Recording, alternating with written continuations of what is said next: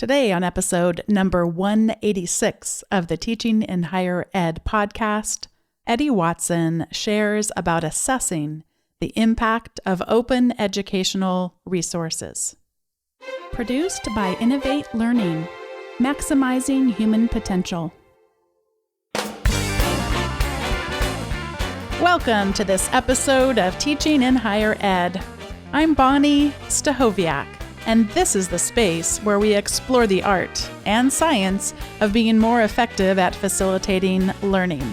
We also share ways to improve our personal productivity so we can have more peace in our lives and be even more present for our students.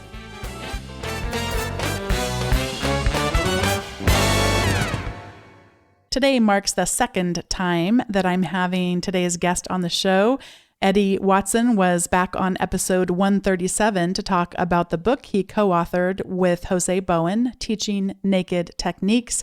Today, Eddie rejoins the conversation to talk about open educational resources. C. Edward Watson is his formal name, but he does go by Eddie in conversation, as you'll hear in the interview. He is the Associate Vice President for Quality, Advocacy, and LEAP Initiatives with the Association of American Colleges and Universities. He was formerly the Director of the Center for Teaching and Learning at the University of Georgia. That will be some of the research that he shares with us today. He's the Executive Founding Director of the International Journal of ePortfolio, the Executive Editor of the International Journal of Teaching and Learning in Higher Education, and has published on learning and teaching in a number of journals, including Change, Educational Technology, EDUCAUSE Review, the Journal for Effective Teaching, and To Improve the Academy, among others. Eddie, welcome back to Teaching in Higher Ed. Well, thanks for having me back on. It feels like you were just on the show because these things go so fast, but back on episode 137, you were here to talk about a book that you co-wrote with Jose Bowen, Teaching Naked Techniques. And one of the big takeaways from that episode, I recall so vividly, was some research that you did around distractions in the classroom and laptop use and cell phone use. And I heard from so many people that said you had such a unique perspective and were one of the few people actually performing such kind of research. And I'm excited because we have a whole different topic to explore today, but I know that you have throughout your entire career kept your researcher hat on, so we get to both hear your philosophy, but also a little bit about some of your findings and discoveries. Let's start all the way back to when you were at the University of Georgia. Tell us about how y'all started to just initially become interested in open education, maybe broadly, and specifically open educational resources. Okay, well, I joined the University of Georgia in September 2012, I believe, and of course, like anyone new to a university, especially in an administrative position like I was in, I came in as the director for the Center for Teaching and Learning. You're always kind of looking for maybe something signature as an initiative you can kind of put forward and put a lot of energy to and hopefully bring about change in a positive way. And so as we were looking at a variety of different things, open education resources and some of the work going on at OpenStax at Rice University really excited us. And we knew that maybe a quarter of our students had reported having some challenges meeting their financial needs from one semester to the next. And so we felt like we were a little bit kind of nibbling the edges with free textbooks, but then as we thought about it more, that's kind of the one thing that students have difficulty predicting from one semester to the next.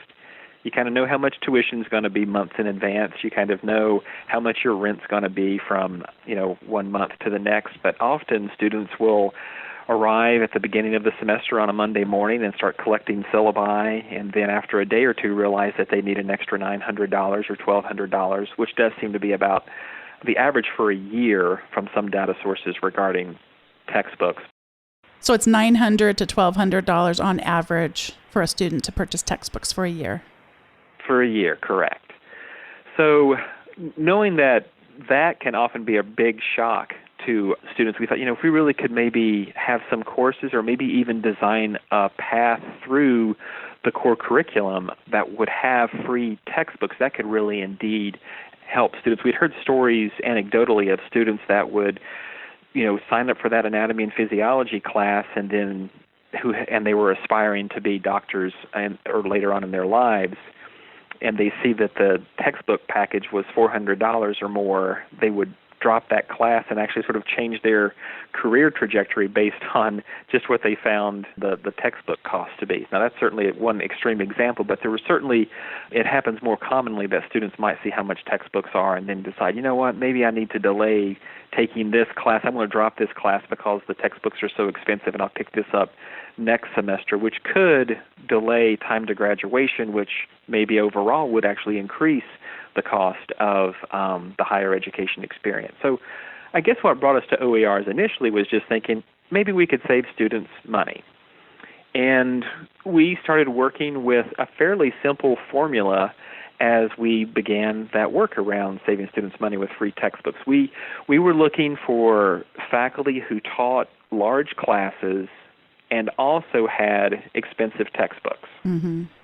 So we were thinking, if we could just hit one faculty member who taught hundreds and hundreds, if not over 1,000 students in a given semester or a given academic year, we could have a big impact financially.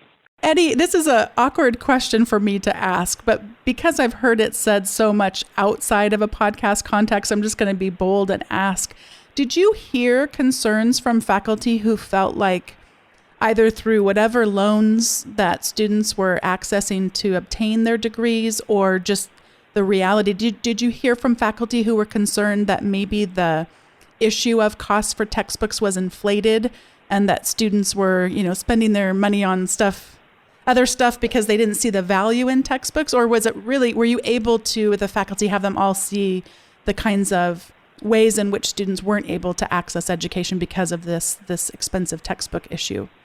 No, I did hear, I can think of a couple of examples of faculty who questioned whether or not students were spending their money, as wisely as possibly they should. I heard an example of someone driving a nicer car than they drive or something like that. It's like, well, that's probably not the student that we're looking to help. Mm-hmm. You can have an fun for kind of any context or for any example, but, knowing that we had NSSE data, so the National Survey of Student Engagement, we had NSSE data that showed that approximately a third of our students did have unmet financial need from one semester to the next, and so those were the students that we thought that we could possibly help. I mean, someone who drives a nice car and doesn't have to work at all during college, probably the purchase of a textbook isn't a challenge for them or would not negatively impact their success in a given course or program.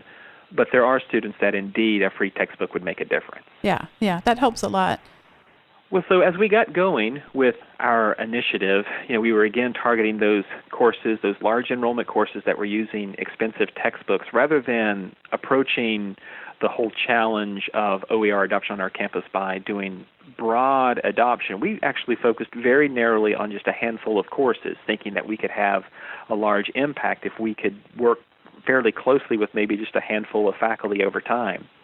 And we ended up focusing in on, from 2013 to 2017, this past summer whenever I left the University of Georgia, there were probably 8 to 10 different courses that we worked on, and these were core curriculum courses, these large enrollment courses with large textbooks. And over that time span, including this past fall semester, it was nearly 36,000 students across about 12 courses that received free textbooks. And looking at how much the textbook would have cost, the previous textbook that faculty were using before they made this adoption shift, currently, collectively, it's been about $3,260,000 that's been saved by students. That's just remarkable. It's truly remarkable. And for many people who might be listening and aren't familiar with these open textbooks, I know for me, I'll admit that it didn't seem like this could even be possible.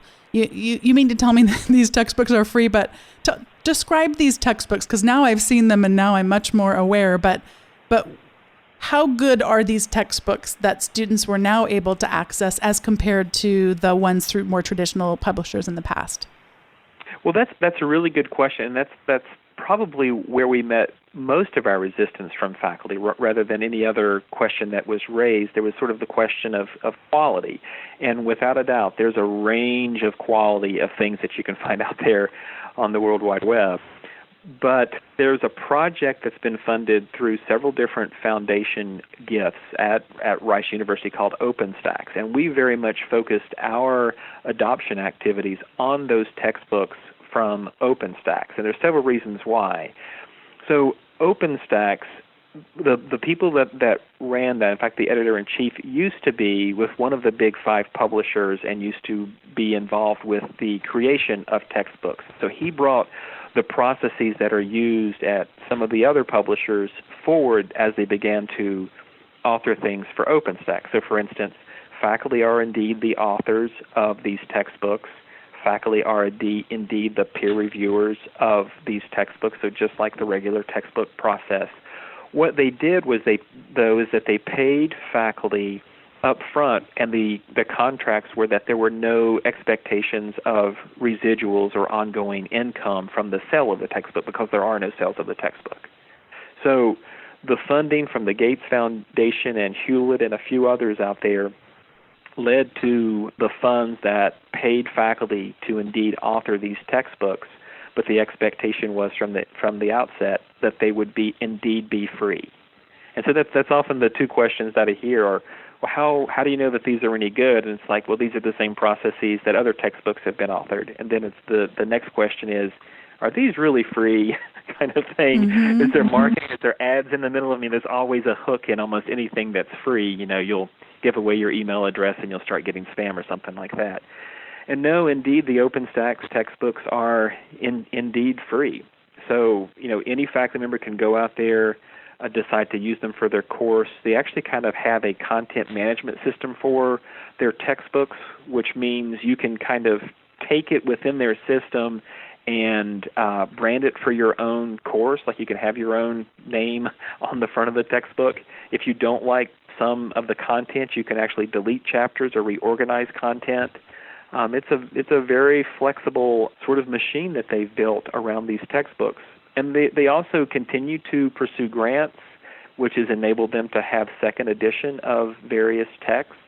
And if you go to the OpenStax website, you'll see that the list of titles that they have are pretty much titles that you would find on any college campus, even whether you're a community college or an Ivy. You're going to find Intro to Sociology, Intro to U.S. History, Intro to Biology, Chemistry, Psychology, Physics, on down the line, and they're actually building out into business titles at this point, I believe.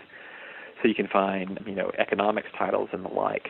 Really kind of focusing on where are most students, you know, it's really about adoption. You know, they've chosen titles that you would use on pretty much any campus, which increases their impact for larger savings for students nationally.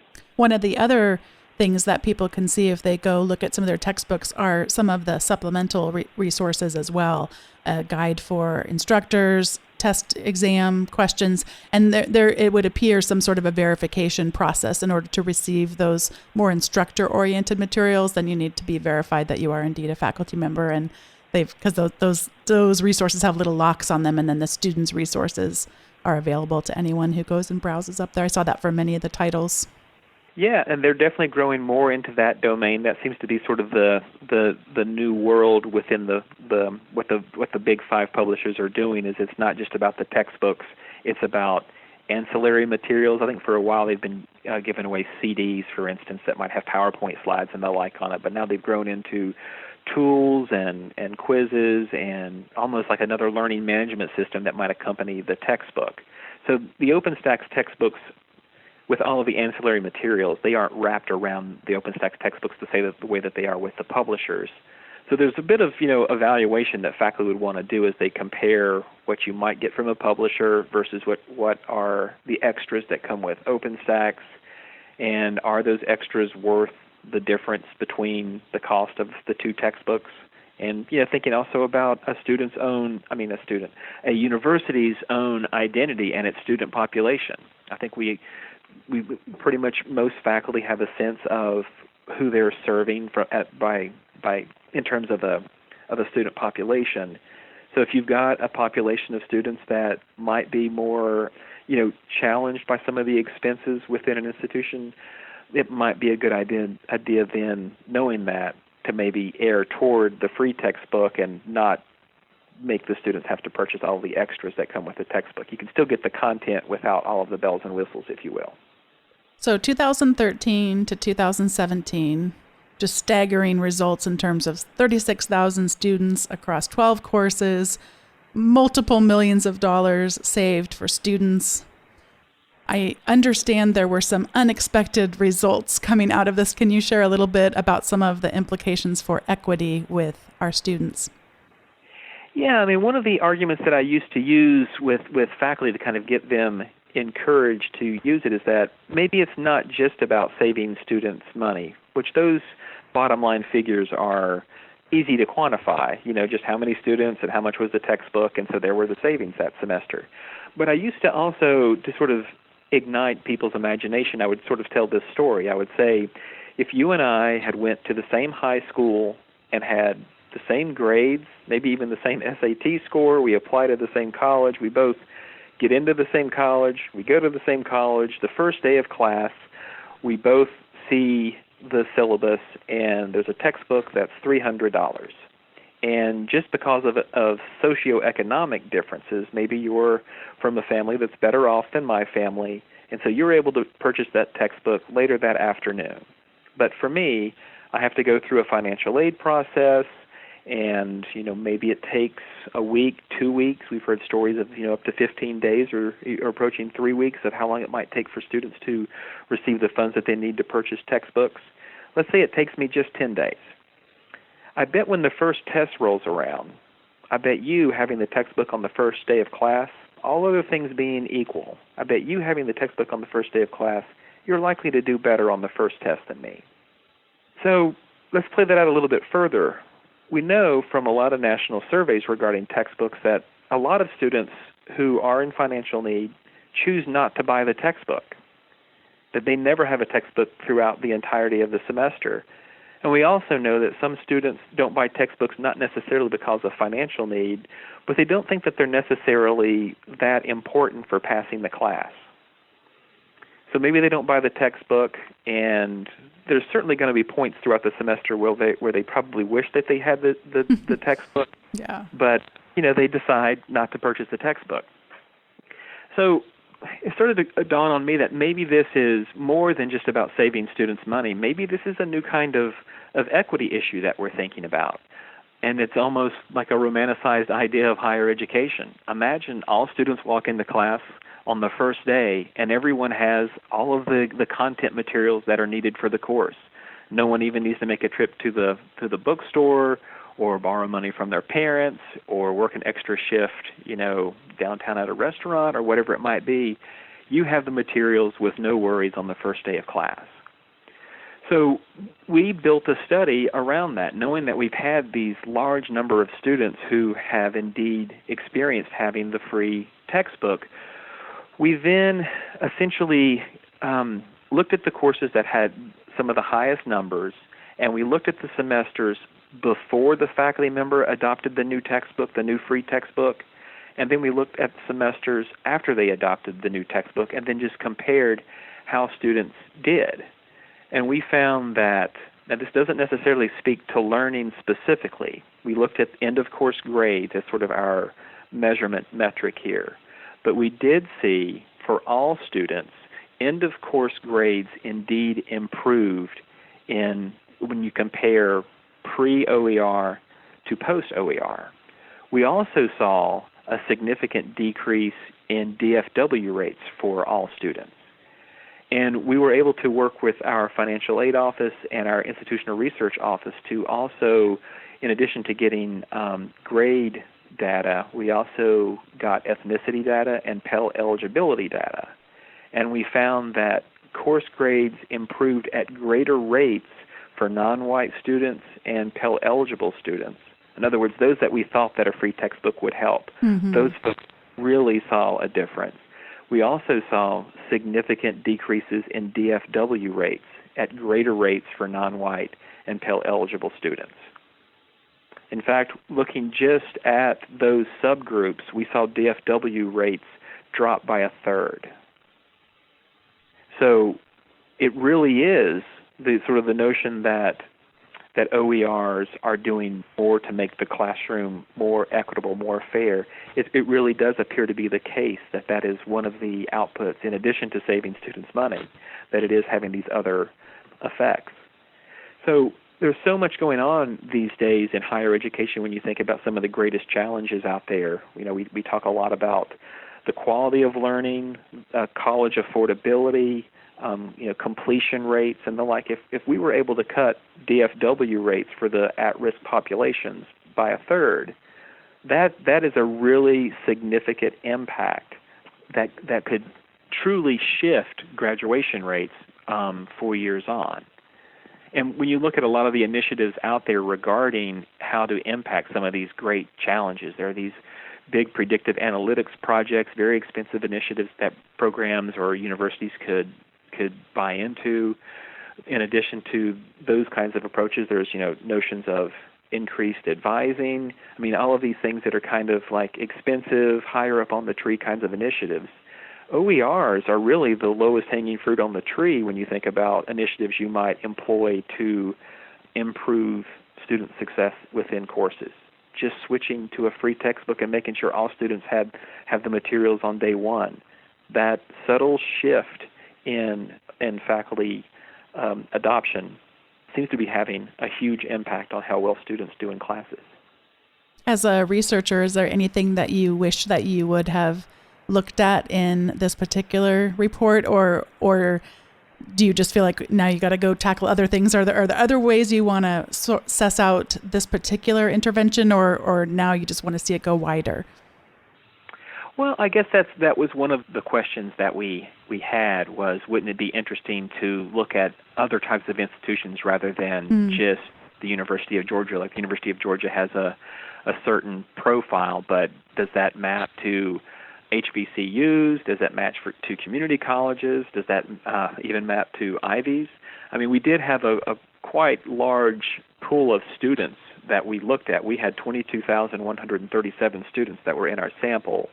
And of those, just over 10,000 were in courses using OERs, and then just under 12,000, as I recall, were in courses the previous semesters before the adoption, so they were using the traditional publisher textbook. And I certainly don't think that the quality of OERs is so much greater that it resulted in what we're seeing. I do think the only logical reason that I can come to for the difference in student success rates and then, of course, grades is really the fact that the OER was present for everyone on day one. It's remarkable. I'm still going to say it, and this will be the last time for this episode, but it really does seem too good to be true. And so if anyone's feeling that same feeling that I'm describing, go look at OpenStax, go look at some of the other places that provide these kinds of resources, because I mean, so far in what I've seen, it is not too good to be true. It's actually happening.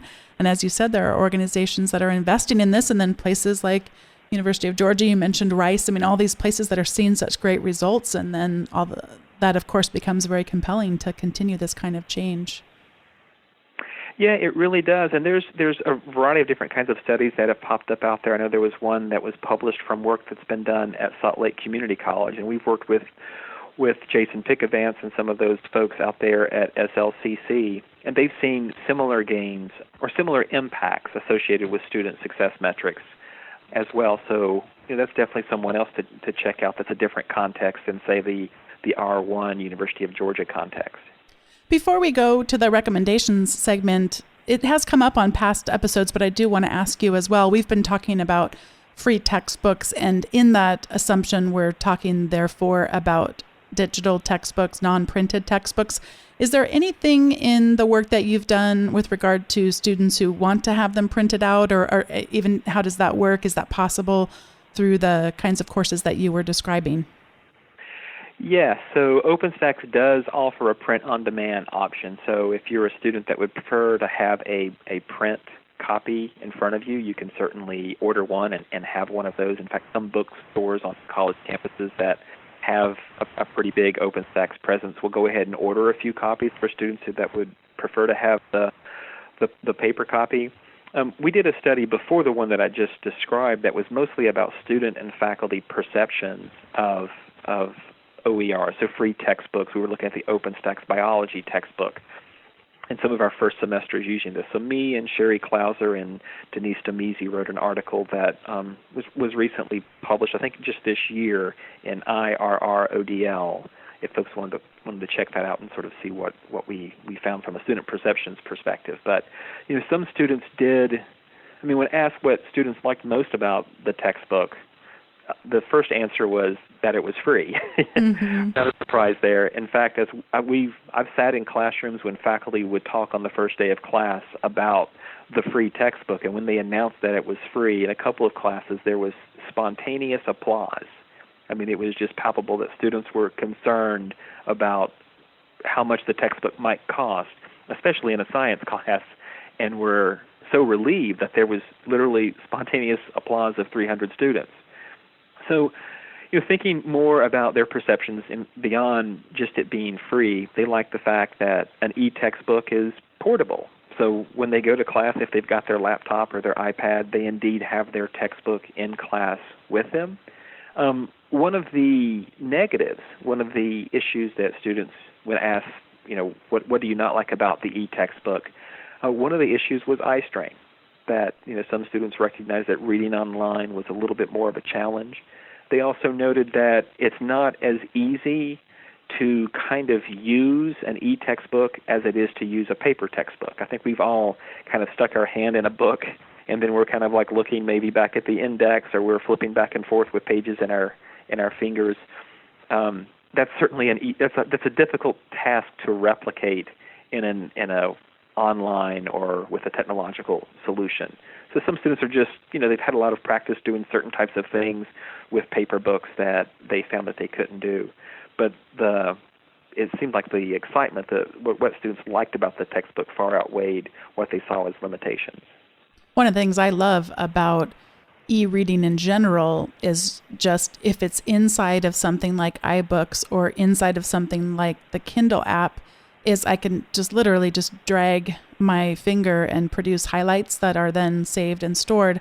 And I did want to mention that, at least in the case of OpenStax, their textbooks are available to download in iBooks and are available to download for Kindle, so that same kind of highlights and annotations that are provided within those tools are available to students. I can remember when many of the textbook providers, they're still doing this now. I don't even remember this app, but an app where, all of your textbooks are inside of this proprietary app that's associated with this publisher, and you go in there and it's just awful. Like you can't, get the highlights just don't quite work as seamlessly, and it's disconnected if you use two different publishers. They're just not ready for prime time in the way that something like Kindle or iBooks are, as far as managing our own learning and highlights and those kinds of things. So really a lot of flexible options for people.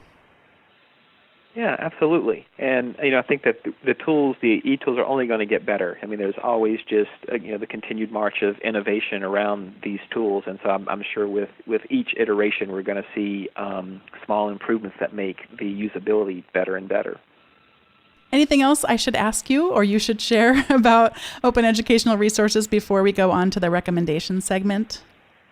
I don't think so. We've been really excited about what the outcomes have been for open education resources. And in my new position at the Association of American Colleges and Universities, we've been talking about open education resources within that context, because we're very much concerned about student success and student learning and equity issues. And there have been some things that have sort of been perennial issues that we've spoke about, but this kind of highlights a new domain within which you'll hear some new conversations come about. In fact, at the annual meeting in late January 2018, we're going to be presenting the findings of this study at the AAC&U conference. Oh, that's wonderful. And to people listening, I will go back and edit the show notes to include links to anything that, the descriptions of the sessions or that kind of stuff once they come out, and then I'll just keep it updated so it can be a living document for all the latest and greatest around this thing. That's just wonderful. This is the point in the show where we each get to give some recommendations, and I wanted to share a blog post resource that was posted by Kathy Davidson inside of the Haystack website and community on November 15th, 2017. She shared a active learning kit, rationale, methods, models, and research. And I just liked it because it's a fairly quick read for all things considering. It touches a lot of really important ways that we can make our classes more active.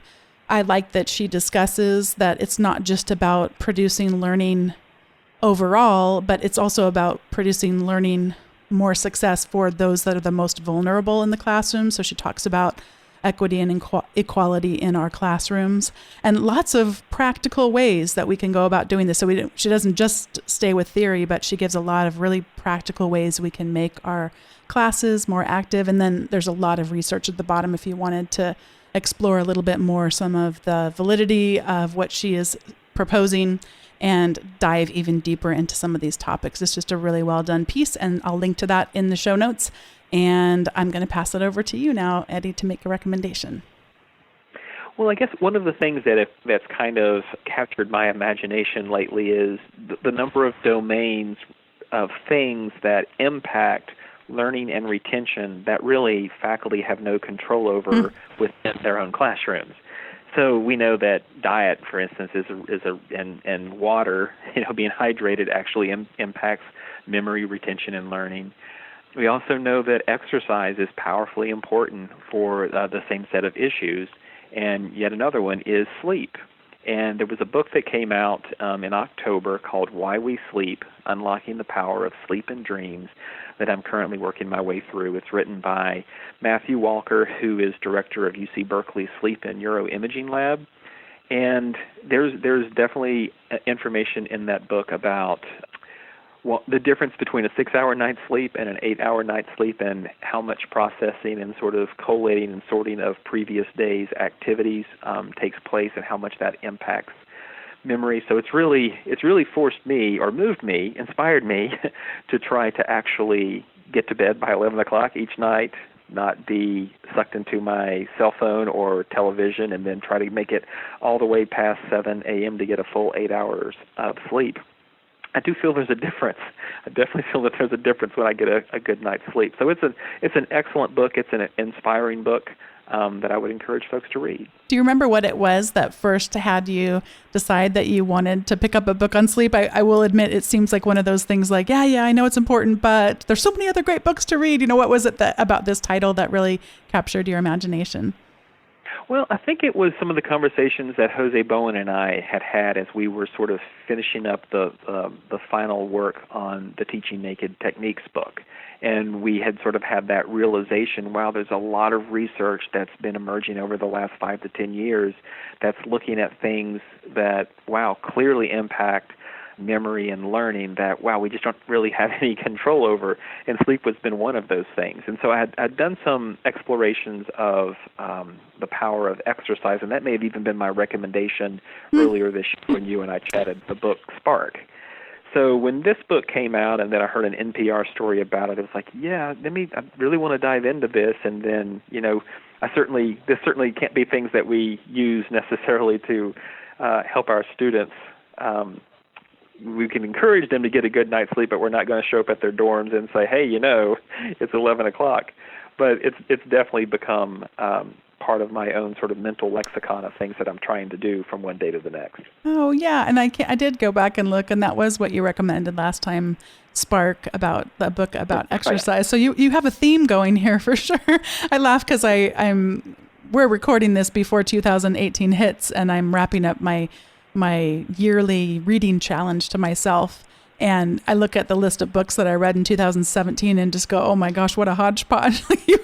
And I can see no discernible theme other than I really did try to read a lot of different books this year and lots of different topics. But you've got a theme going. I won't hold you to it for the next episode. We're booked to have another conversation I'm really looking forward to. And, you can I won't hold you to this theme, I promise. Maybe I'll try to mix it up a little bit next go around. Yeah. Well, thank you so much for your time today, for the time previously, and for our upcoming conversation. Every time we get a chance to talk, whether it's being recorded or not, I walk away knowing more. And I also walk away, Eddie, just being more challenged to do better for our students. You inspire me because that is something that in the time I've known you and studying the work that you've done in higher education, you are just relentless about, and I appreciate that so much. Well, you're very kind. Thanks for having me on. I've enjoyed the conversation.